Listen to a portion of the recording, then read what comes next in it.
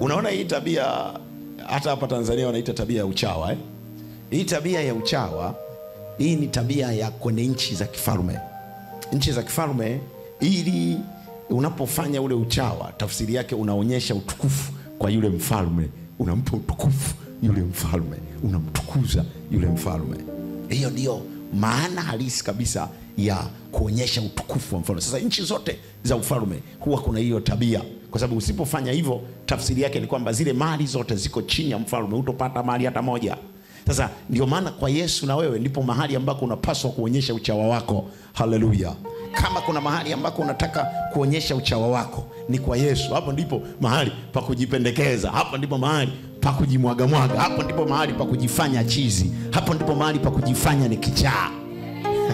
Kwa nini? Kwa sababu ni kwa mfalme, ili akupe. Biblia inasema fedha na dhahabu, vitu vyote vijazavyo nje ni mali ya nani?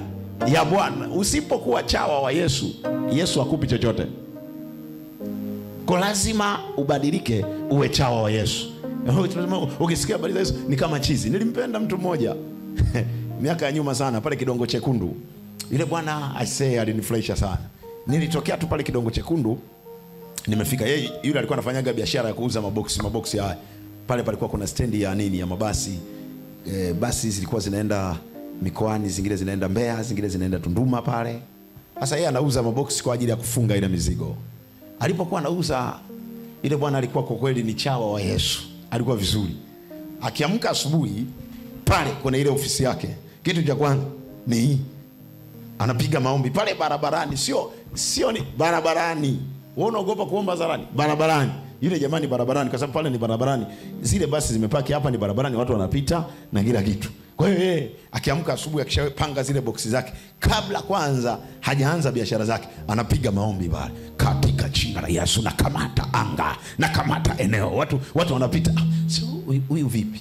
Jamaa iko nakamata anga, nakamata anga, nakamata anga, piga biashara yake, nakamata anga, nakata anga. Akimaliza hapo, utasikia amemaliza, anapanga boksi zake, anakaa, anafanya zake nini? Biashara. Bwana Yesu asifiwe sana. Sasa huyu ni chawa wa Yesu. Yesu hapo hawezi kumwacha. Ukikaa naye kidogo ukamuuliza, anakuambia nikikwambia biashara hapa zinavyoenda, aisee Mungu amenibariki sana. Akikuonyesha namna ambavyo vitu vinatokana na zile biashara yake, huwezi kuamini. Kwa sababu ukimkuta na zile boksi unaweza kusema ni chizi.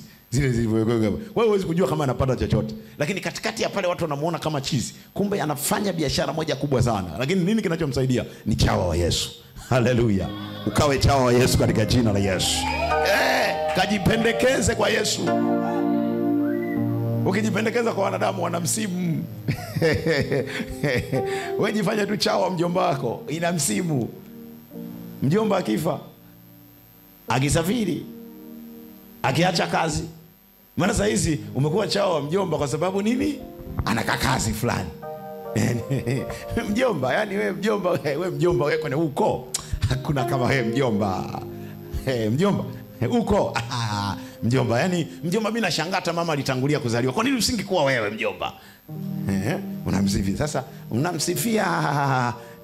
Inafika mahali mjomba pale kazini alipokuwa anafanya kazi kwa vile 10 vilivyokuwa kudondokea ulikuwa unafanya kufanya uchawa havipo. Ndipo pale sasa unaanza kubadilika. Lakini ukifanya uchawa kwa Mungu, yeye ni wa milele, anatawala milele. Kwa hiyo kwa sababu anatawala milele, yeye hafi.